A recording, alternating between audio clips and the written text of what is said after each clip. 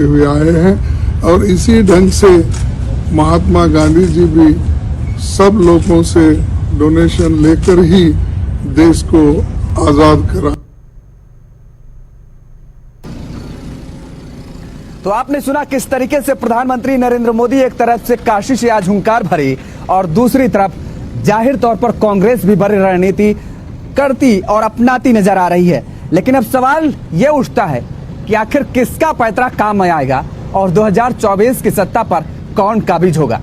आज इसी मुद्दे पर हम चर्चा करेंगे और हमारे साथ कुछ विशेष मेहमान जुड़े हुए हैं। आपका तारुफ करा देते हैं। रमन मलिक जी हैं, भारतीय जनता पार्टी के नेता हैं। प्रांजल तिवारी जी हैं, कांग्रेस के प्रवक्ता हैं। और दीपक रंजन जी, समाजवादी पार्टी के प्रवक्ता, हमारे साथ जुड़े हुए हैं। मनीष गुप्ता जी, राजनीतिक विश्लेषक, हमारे साथ जुड़े हुए हैं। आप सभी मेहमानों का बहुत बहुत स्वागत है। और सबसे पहले आपका रुख करेंगे तिवारी जी, प्रांजल तिवारी जी। भारतीय जनता पार्टी की बड़ी रणनीति, राम मंदिर का निर्माण इतनी तेजी से चल रहा है और खास तौर पर बीजेपी से लेकर हम आरएसएस तक का जिक्र करें तो पूरे देश को अयोध्या में तब्दील करने की कोशिश की जा रही है, क्योंकि कहा जा रहा है कि इतनी बड़ी संख्या में लोग अयोध्या नहीं पहुंचेंगे और ऐसे में जो व्यक्ति जहां पर है अपने घरों में, अपने आसपास के मंदिरों में दीपक जलाएं और दिवाली मनाएं और समझें कि हम आज अयोध्या में मौजूद हैं। कैसे इस रणनीति का काट निकालेंगे आप और क्या काट होगी आपकी? देखिए, हम किसी भी धर्म का विरोध नहीं करने जा रहे हैं, लेकिन हमें आपत्ति है इवेंट दीपक अगर रंजन जी, मुझे आपत्ति है। मेरी आवाज जा रही है? आवाज हमारी जा रही है?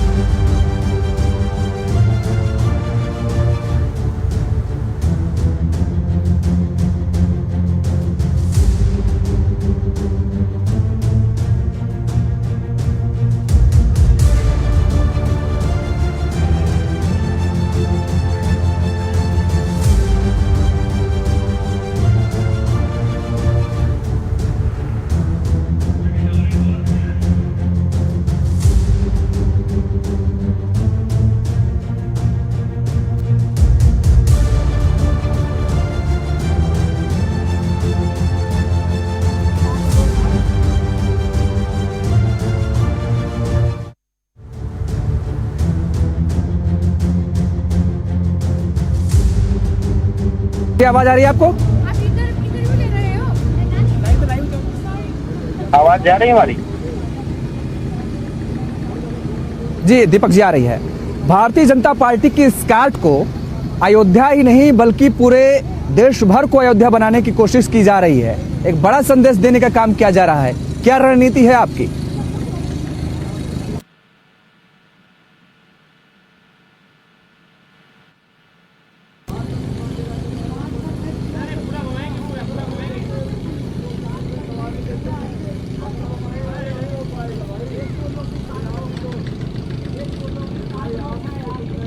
चलिए दीपक जी के पास आएंगे, रुक करेंगे, लेकिन दीपक जी के संपर्क नहीं हो पा रहा है।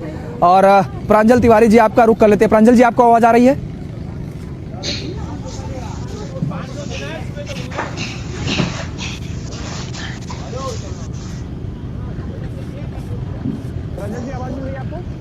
प्रांजल जी, आवाज मिल रही है आपको?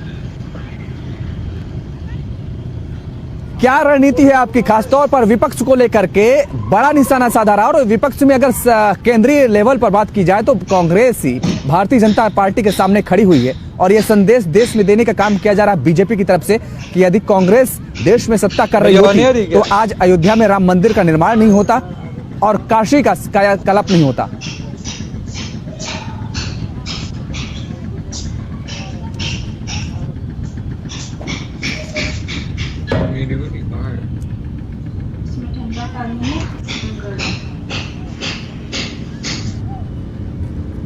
चलिए आपसे भी संपर्क नहीं हो पा रहा। रमन मलिक जी, आपको आवाज आ रही है? जी, मेरे को तो आवाज आ रही है। जी चलिए, बहुत बहुत स्वागत है आपको, आपको आवाज मिल रही है। और बहुत खूबसूरती के साथ मैंने अयोध्या को देखा, बहुत खूबसूरत अयोध्या नजर आ रहा है। काशी में आज प्रधानमंत्री नरेंद्र मोदी ने एक बड़ा संदेश दिया। ये माना जाए कि 2024 में राम मंदिर और काशी विश्वनाथ मंदिर हो या फिर मथुरा हो, यानी हम ये कह सकते हैं कि इन धार्मिक मुद्दों को धार दे करके आप 2024 की नैया को पार लगाएंगे।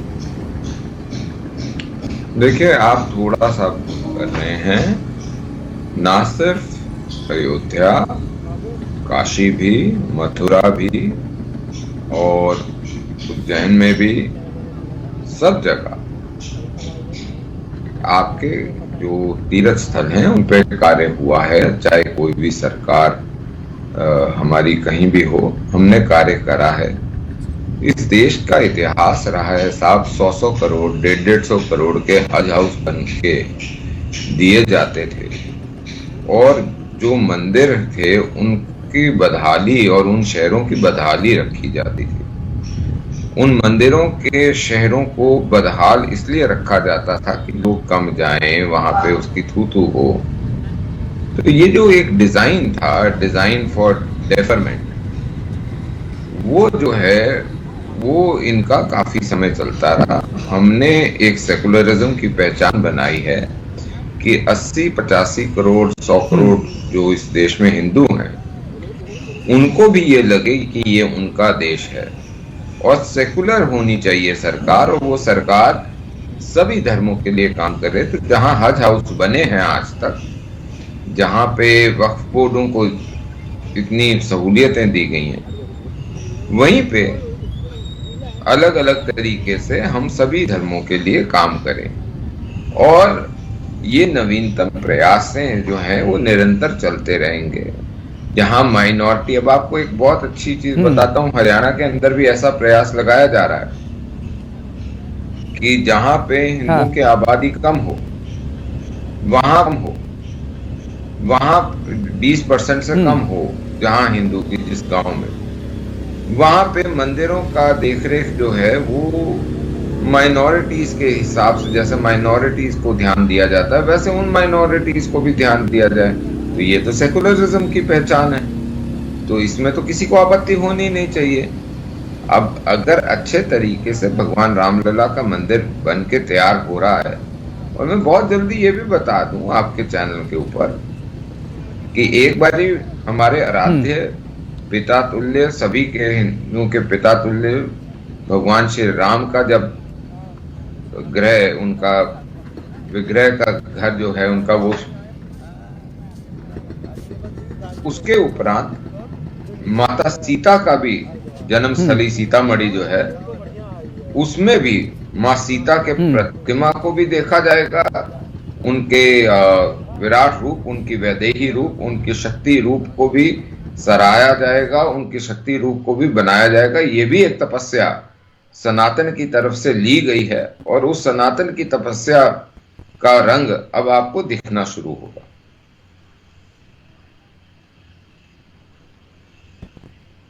बिल्कुल दिखता भी नजर आ रहा है। प्रांजल तिवारी जी हमारे साथ जुड़ गए हैं। प्रांजल तिवारी जी, आवाज आ रही है आपको?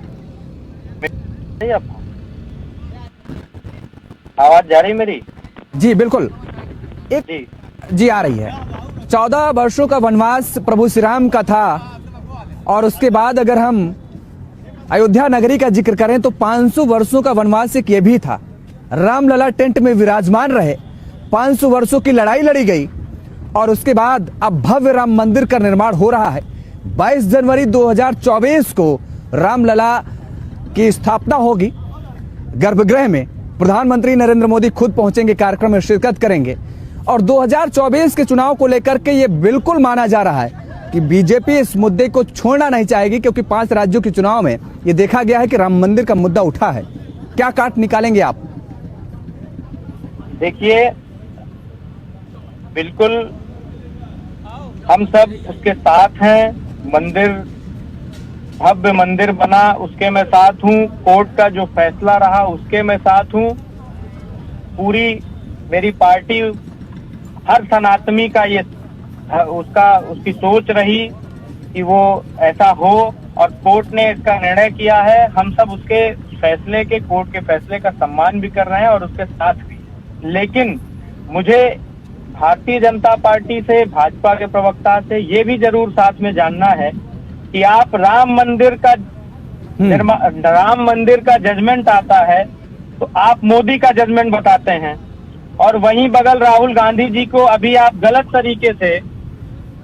तरीके से वो, जो कि पूरा देश देखा था कि जिस तरीके से उनकी सांसदी उनका निलंबन हुआ था, तो आप उसको कोर्ट की तरफ जाते हो। तो आप कहीं ना कहीं एक पैरामीटर पे रहिए कि आप कोर्ट निर्णय, राम मंदिर, भाई दो बातें ना। अगर राम मंदिर को आप बताते हो कि मोदी का निर्णय है और सांसद राहुल जी की सांसदी निलंबन होता है तो आप कोर्ट चले जाते हो। तो आप एक चीज पे रहिए कि मोदी जी का ही निर्णय चल रहा है, कोर्ट सिर्फ कोर्ट है, मोदी जी का ही निर्णय सब कुछ है, या फिर कोर्ट का है।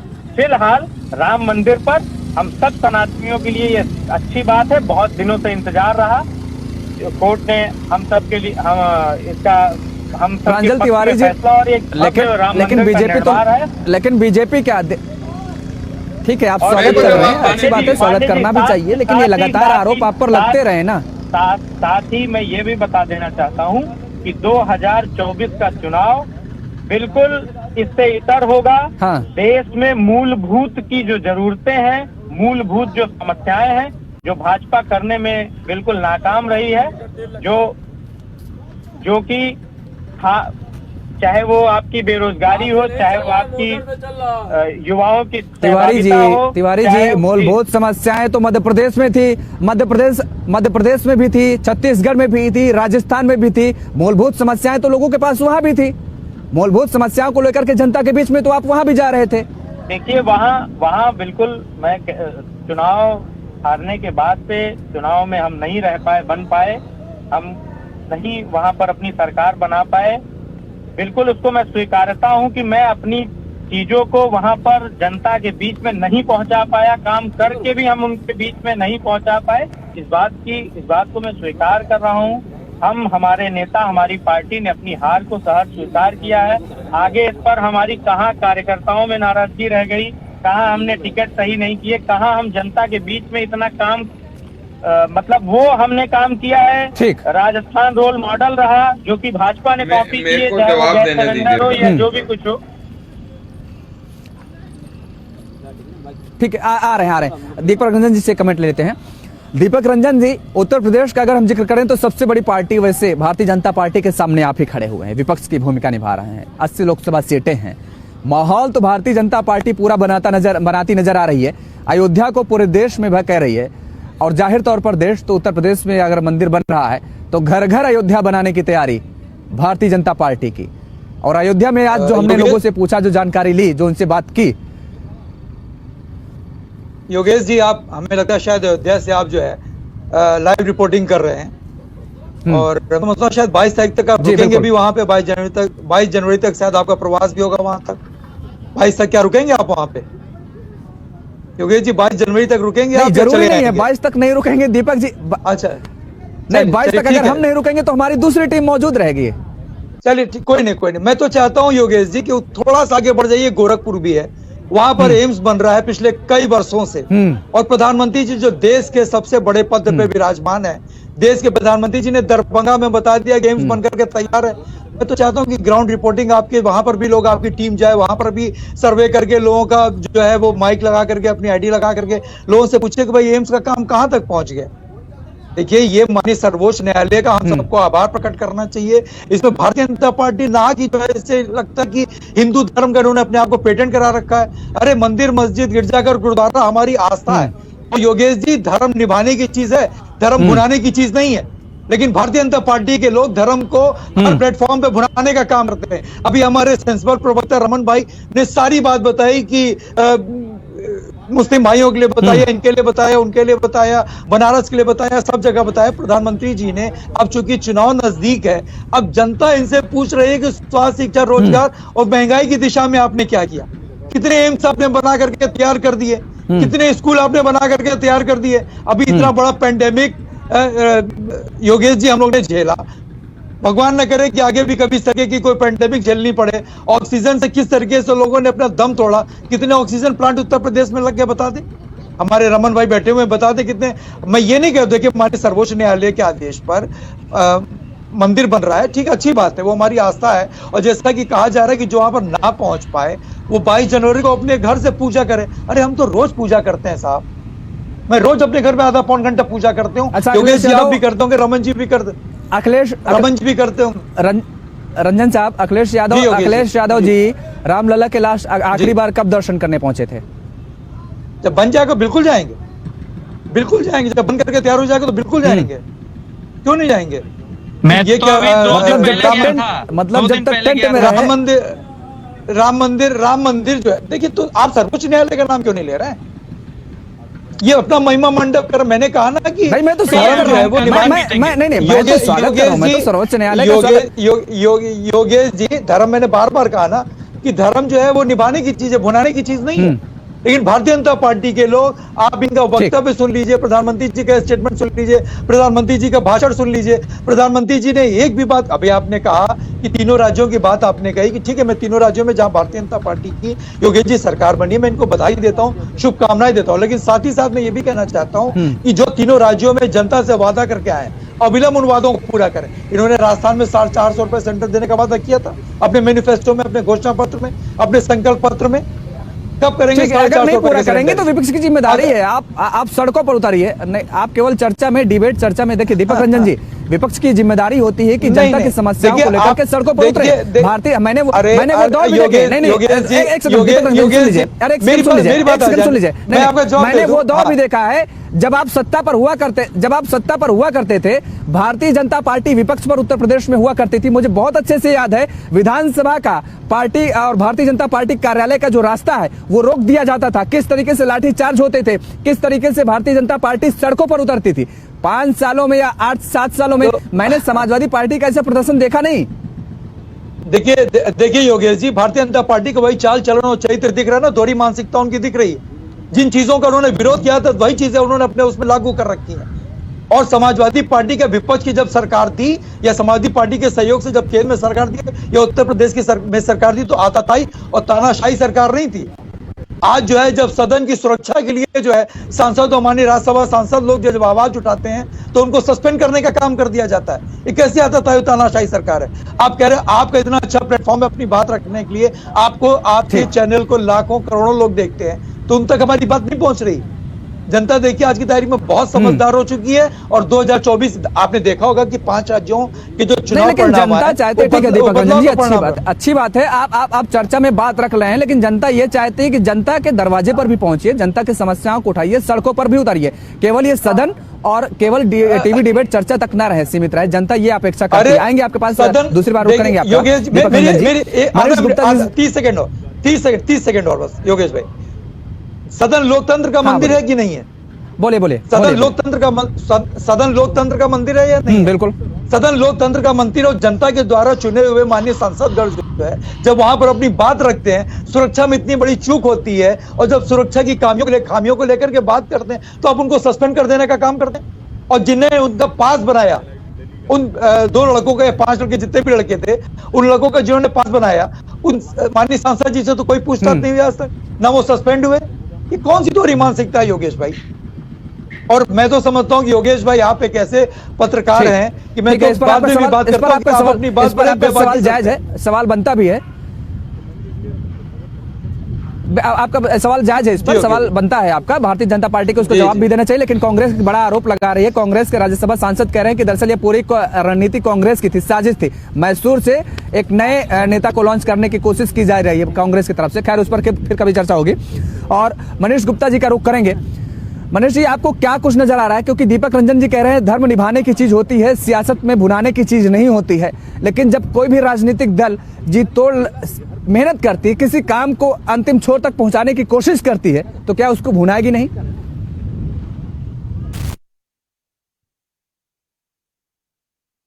देखिए, दीपक रंजन तो विपक्ष के नेता हैं, कुछ भी कह सकते हैं, समाजवादी पार्टी के नेता हैं। धर्म क्या है ये समाजवादी पार्टी ना बताए, और क्या जनता को करना है वो जनता को ना समझाए। समाजवादी पार्टी ये ज्ञान ना दे कि जनता को क्या करना चाहिए, पार्टी क्या करना चाहिए। भाई आपको जो ठीक लगा आपने किया, कांग्रेस को जो ठीक लगा कांग्रेस ने किया, अब जो भाजपा को ठीक लग रहा है भाजपा कर रही है। अब मुझे एक बात बताइए, अगर भगवान राम हम सबकी आस्था के केंद्र हैं और उसका मंदिर वो बन रहे हैं और वो उसका समर्थन करते हैं, आपको क्या दिक्कत है भाई? आप तो ये कहिए जनता को जो ठीक लगेगा करेंगे, बस बात खत्म है। अभी ये कह रहे थे संसद से सांसद सस्पेंड कर दिए, नहीं, वो कह रहे हैं कि हम स्वागत करते हैं, लेकिन जो वाही भारतीय जनता पार्टी लूट रही है वो वाही भारतीय जनता पार्टी न लूटे। सुप्रीम कोर्ट का जो फैसला आया, सुप्रीम कोर्ट को श्रेय दिया जाए। नहीं योगेश जी, देखिए मैं कह रहा हूँ कि आप मंदिर बनाइए, भव्य मंदिर बने, लेकिन साइमल्टेनियसली आप एम्स को आपने काम क्यों रोक रखा है?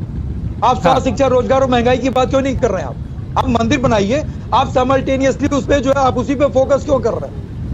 बाकी क्या आपका दायित्व तो नहीं है? जनता आपसे, हिंदुस्तान की सम्मानित जनता हिंदुस्तान की मांग आपसे स्वास्थ्य, शिक्षा, रोजगार और महंगाई की बात कर रहे हैं।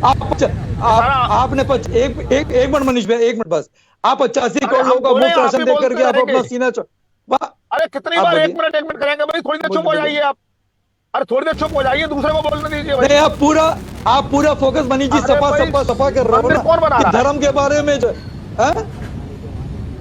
एम्स कौन बना रहा है? दरभंगा वाला एम्स, दरभंगा वाला कौन बना रहा है?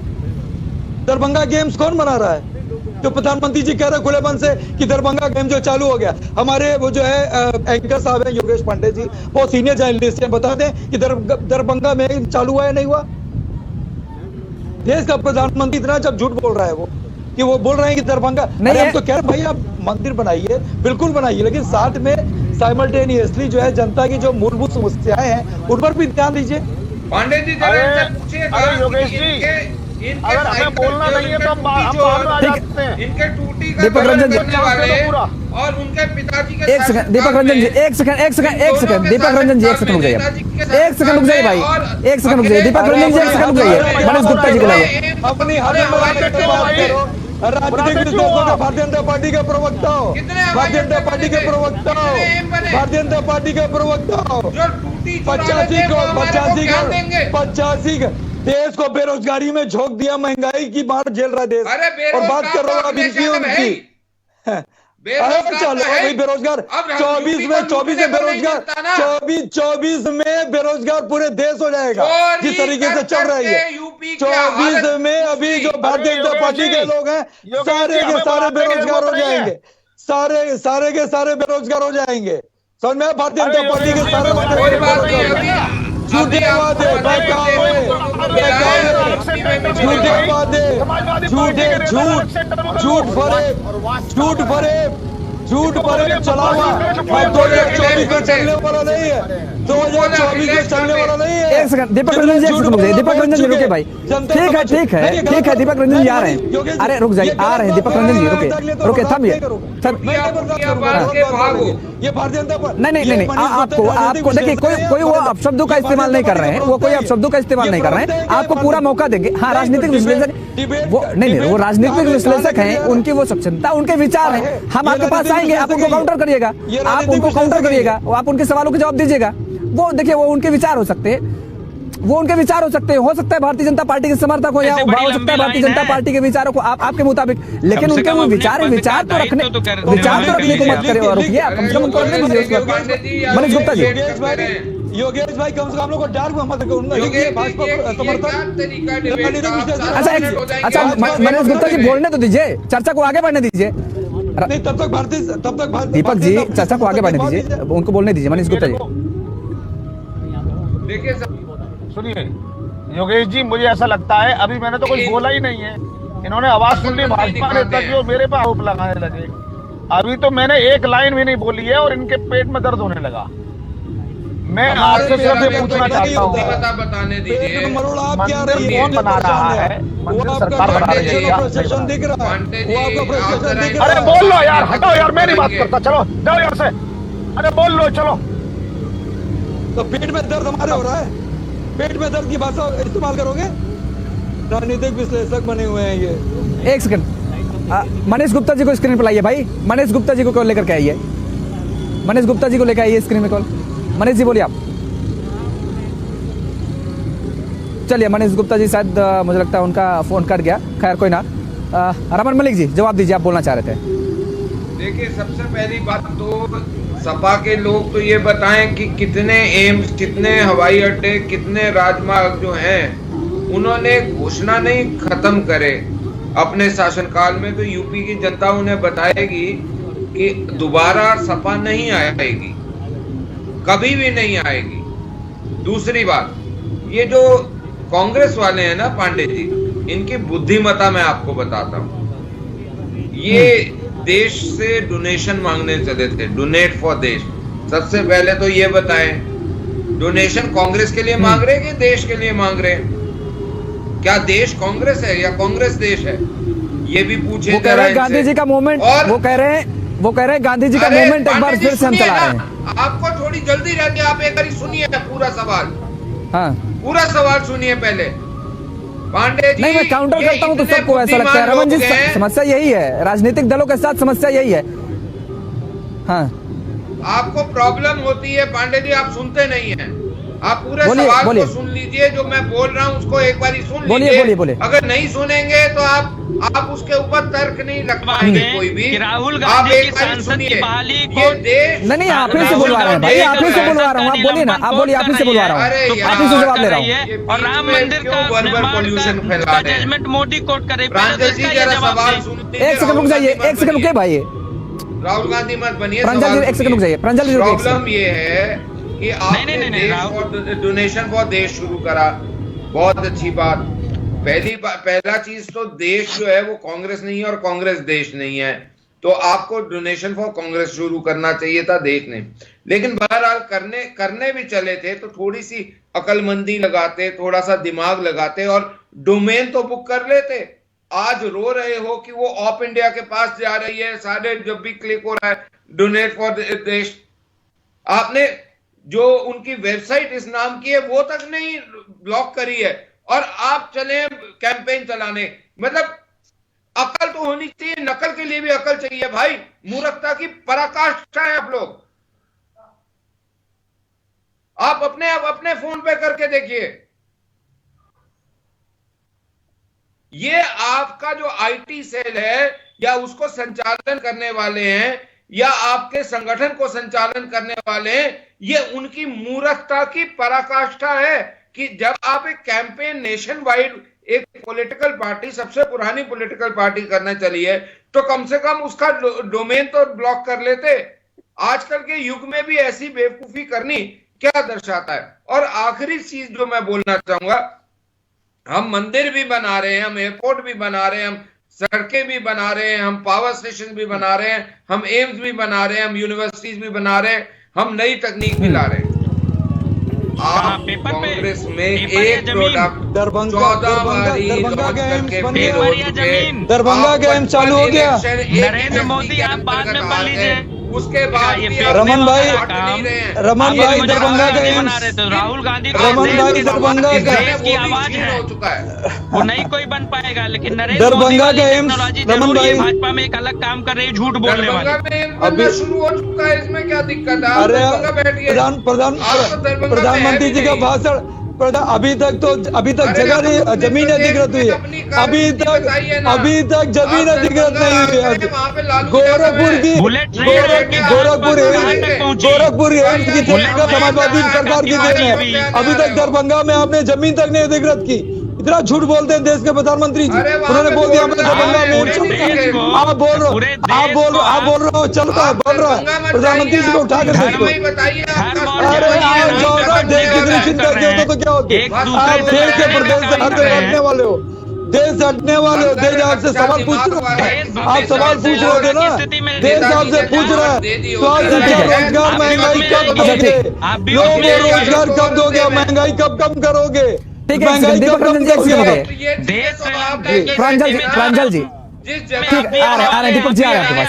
दीपक जी आ रहे हैं, एक सेकंड रुकिए, रमन जी एक सेकंड रुकिए, रमन जी एक सेकंड रुकिए, रमन जी रुकिए एक सेकंड। हम सबका विश्वास है। अभी मैं 2 दिन पहले अयोध्या गया था, लेकिन मैं इवेंट मैनेजमेंट नहीं करता हूँ कि उसको मुझे पूरा देश को दिखाना है। अरे आप कुछ भी नहीं करते। ठीक है, रमन जी एक सेकंड रुकिए, रमन जी एक सेकंड रुकिए, प्रांजल जी, प्रांजल जी, रमन जी ने एक बड़ा सवाल उठाया और मुझे लगता है सवाल वाजिब भी है। उन्होंने कहा कि ठीक है प्रांजल जी, अरे सुन लीजिए भाई, प्रांजल जी सुन लीजिए, ये सवाल उठाया गया रमन जी की तरफ से, सवाल जायज भी मुझे लग रहा है।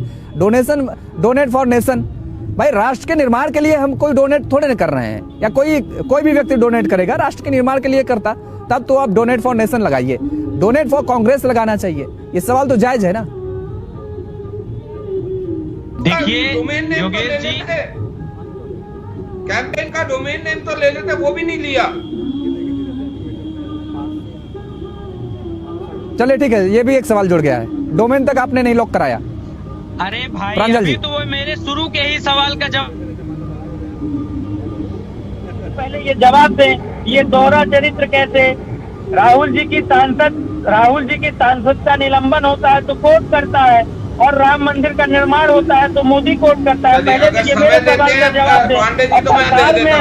सरकार में इनको तो सवाल का जवाब देना जवाब दे देता हूँ। और विपक्ष ठीक है, हम उनके ठीक। देखिए ऐसा है, राहुल जी की सदस्यता निलंबन जो है वो सुप्रीम कोर्ट के आदेश के अनुसार हुआ। जहां तक राम मंदिर का विषय है, वहां पे बार बार 1990 में जो मुलायम सिंह यादव थे वो तत्कालीन जनरल डायर बने और अयोध्या की सड़कों को लाल कर दिया था, सरयू को लाल कर दिया था कार सेवकों के खून से, जनरल डायर की तरह गोलियां चलवाई थी उन्होंने 90 में। उसके बाद 92 के अंदर कार सेवा हुई, वहां पे भाजपा ने अपनी सरकारें भी गवाई और भाजपा ने अपने लोग भी गवाए। 1992 का कार सेवक मैं स्वयं भी हूं, तो इसलिए मेरे को पाठ ना पढ़ाएं। दूसरी चीज, जब हमने पूरी समय काम करा और हमने अपनी सरकारें भी बलिदान करी और हमने उसके लिए अपना काम भी करा, कार सेवा भी करी, और आज के समय पे मुख्य पक्षधर सारा संघ परिवार था और वो लोग थे जिनको कांग्रेस के नेता राक्षस बोलते हैं, जो भाजपा को वोट करते हैं, वो लोग थे। तो इन राक्षसों की वजह से हमारा राम मंदिर बन गया। लेकिन अब ये बताएं कि इनकी वजह से ये जो इंदिरा इज इंडिया और इंडिया इज इंदिरा वाला मानसिकता कब छोड़ेंगे ये लोग? अभी भी योगेश जी देखिए, इन्होंने स्पष्ट कर दिया कि यहाँ भी मोदी कोर्ट और वहाँ पर सुप्रीम कोर्ट। आप खुद अब इनके मुंह से सुन लीजिए, इन्होंने स्पष्ट किया। क्या करा बोलिए? चलिए ठीक है, मोदी कोर्ट और सुप्रीम कोर्ट को लेकर के आप उलझे रहिए, लेकिन प्रांजल जी आपने सवालों को जवाब नहीं दिया है।